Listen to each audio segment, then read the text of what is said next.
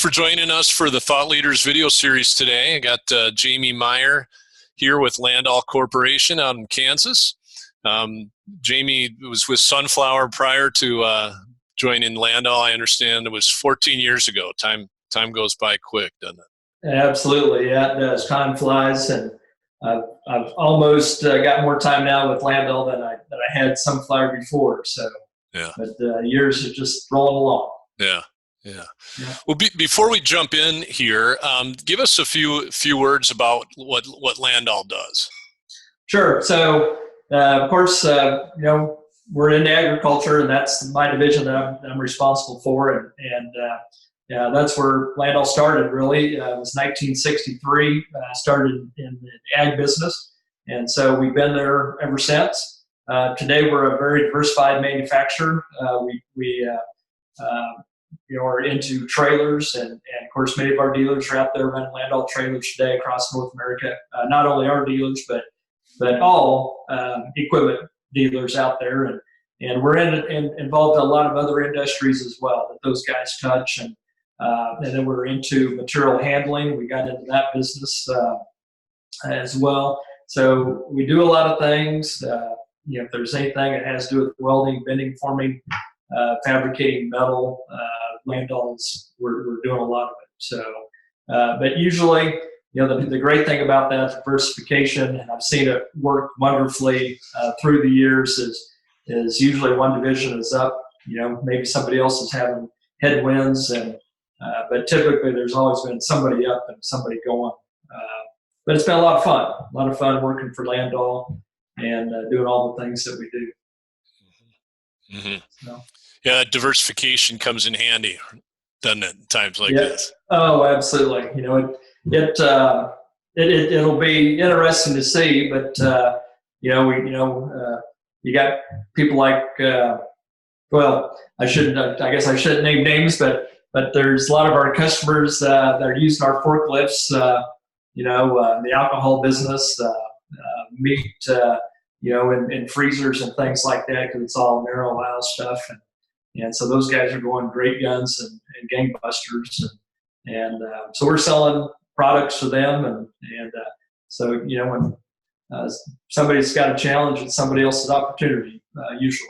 So, You had shared on our last conversation about how after a pretty quiet early fall that you really had a real strong pickup in December and the first of the winter months.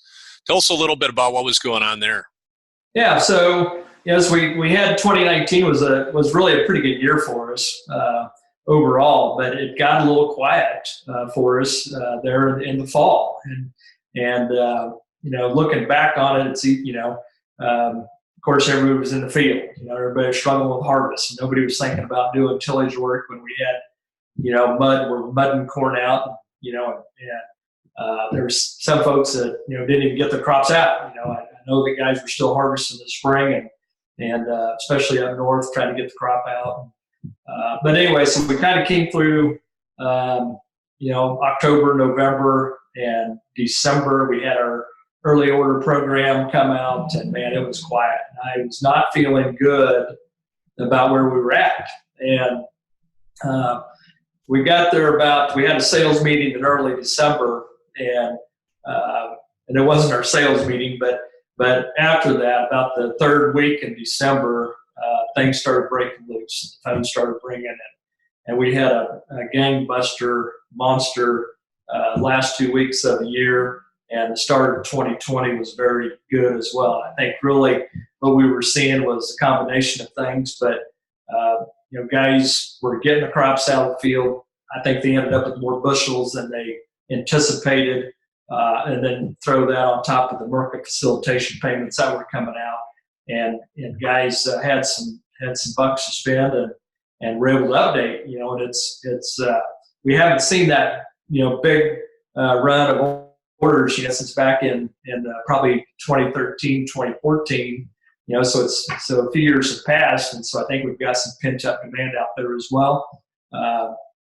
So we really started 2020 off great. we didn't probably have the forecast loaded in there for that type of run that we made. We had I thought a decent forecast, but we were short, and we couldn't produce fast enough, and we really had to hustle all spring, and we weren't able to take any new retail orders like we typically would be able to, just because of everything that hit us there at the end of the year. So we was really hustling, but good problems to have, so just wish they'd come a little earlier so we could get everything built. Right. Yeah. What's the reality of lead times and managing the supply chain right now? Well, that is it is very interesting, and it's very challenging right now. I mean, we had issues before. I felt like some of our suppliers were getting backed up in the first quarter already. That was pre-coronavirus issues, and I guess I should be saying January, February, because the coronavirus hit there in March, and has complicated things even further. But that's the thing that's going to be interesting looking forward is none of us manufacturers turn on a dime. I mean, and I feel like we do pretty good as a specialty manufacturer. We're fairly nimble, and it's got to be very, very difficult for the bigger guys. But some of our suppliers, we're looking at a 20, 21 week lead time. Some of them getting out there to 6 months, and so you just can't move a lot. You got a little bit of wiggle room in there as far as flexing up or down a little bit, but you don't change things greatly, and you have to start using secondary suppliers. And usually, we obviously try to have one or two suppliers that we use, and so we've had to lean on some of those cases and give them an opportunity. Great for them, but it makes it difficult, and then you throw the pandemic on top of that, and just I know ourselves where we've not been impacted greatly. Marshall County, Marysville, the head office is that they have yet to have a confirmed case of coronavirus. So awesome. But still, we're probably looking at 10, 15% of our workforce that has stayed home, whether they are susceptible or vulnerable, at risk type people, whether they're up in age or maybe have some other kind of underlying conditions. And so, and we know some of our suppliers that we've talked with, they're maybe 30 to 35% of the workforce that's staying home. And so you take that swings, people, and you don't know who's going to be there today or next week, and it becomes very difficult. It's sometimes tough enough, but you usually have a good idea. If you have X number of people and you work X number of hours, this is how much you're going to get through the plant. You have a pretty good idea, but if you start swinging that the number of employees by 10, 15, 20, 30% on any given day or given week, then it becomes really difficult. And so it can be terribly frustrating. I know we ran into some situations this spring ourselves where our dealers were like, "Hey, where is our stuff?" And we were waiting on supply coming from our suppliers, and so it was a terrible spot to be in. And so it's going to be more challenging, I think, until we get through all this and get everybody up to working again 100%. It's going to be very fluid. Mm-hmm. So let's talk about R&D and engineering for a moment. So when I would imagine there are some companies that face something like this and that might get pulled back a little bit or put on hold. What do you see happening both industry-wide and at your place for Landahl? Yeah, that's something that I think we're very fortunate, that we don't have investors that we're trying to take care of, on Wall Street or anything like that. But we have our engineers that a lot of them have been with us for a good number of years, and so we're always continuing to move forward. and we're always, our guys that are part of the ag division, they don't jump around over to the other divisions. Our guys are building tillage equipment, so we really don't see our research development, go peaks and valleys or change a lot. And I think that maybe some of the bigger companies, when they've got to start making budget corrections, could potentially be impacted more than what we are, and that sort of thing. But we feel like full force ahead. Whether we're good times or bad times, we're trying to develop new products that we can bring to the marketplace, and keep pretty fresh. And again, push innovation and push our competitors and make everybody better. And ultimately bring better products to the guys in North America. So, but we'll stay after that. No slow down there then. No, we don't. No, not at all. We keep after it 100%, and if basically it's if our projects are ready to go, we're not going to hold them back, for timing or anything like that. We're going to get them ready to go as soon as we can, and get them to the marketplace as quickly as we can as well. Mm-hmm. Okay. So we're about, since the big sales volume really took place, we're 8-9 years beyond that now, when a lot of tillage tools were last bought, probably in significant quantity. Yeah, 6 or 7 probably. Yeah. Okay, 6 or 7. So as you look ahead, what would be some of the signposts that you're looking at when you know that'll indicate when it's about to go up again? Well, of course, we're all really driven by the commodity prices, right? So, but the thing about it is, if we just totally look at that, we're going to be behind too, because whenever this thing starts to change, it's going to change before we really probably realize that it's going to, and so I think that we've got to, again, when you start looking at our lead times of production, we've got to be ahead of that. But there's so many.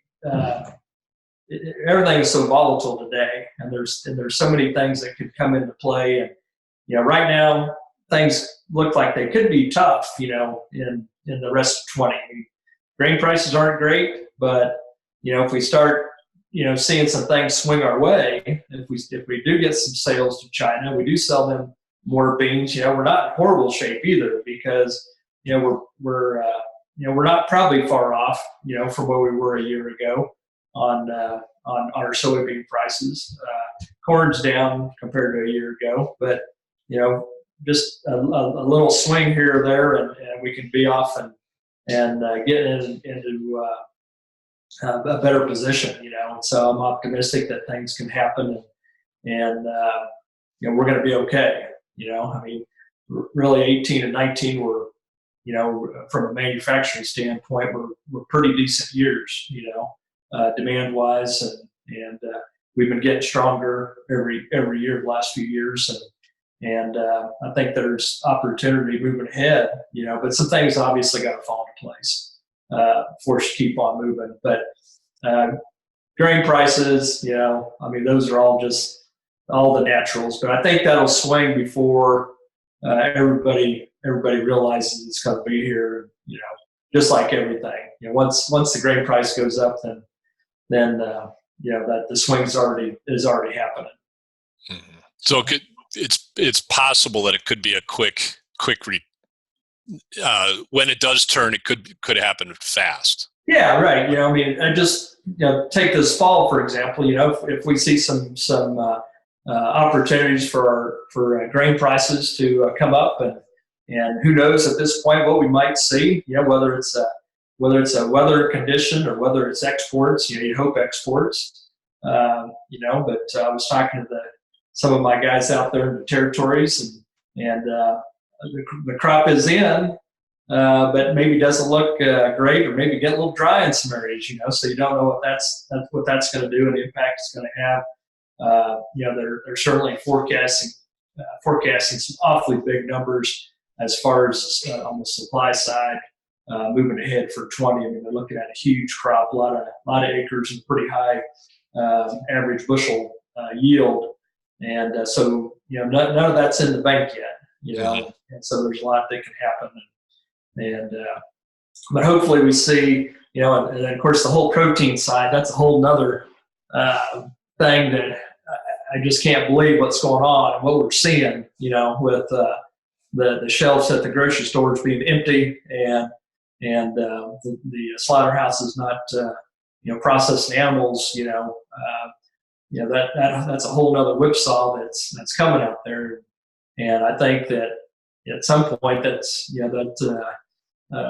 got to be demand that drives again for that, trying to catch up, because right now, there's nothing on the shelf, and there's going to be demand, and I would think a lot of demand trying to refill all the shelves that are out there. Mm-hmm. Mm-hmm. Yeah, kind of final question for you is, having gone to a lot of the FEMA meetings with you and Don and, so many other manufacturers, I know that distribution and presence at the dealership is a regular challenge for a lot of people.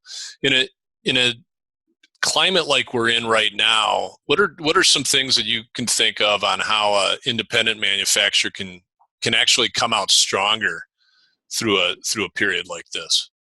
Well, I think our opportunity is going to be is being ready to go when the demand is there, and we do move pretty quick on our feet, and I think that's the opportunity for other specialty manufacturers, or quite frankly any manufacturer, is having the courage to move ahead when with production, and same way for our dealers. The dealers are out there. I think the guys that have the courage to order product and get it coming in, if it's sitting there ready to go when guys are going to need it this fall, they're going to have the opportunity to sell it. I think there's going to be a great opportunity for the guys that have some inventory, because there's a lot of people right now that, let's face it, tillage equipment's complex. There's a lot of different sizes, a lot of different pieces, a lot of different directions a guy can go,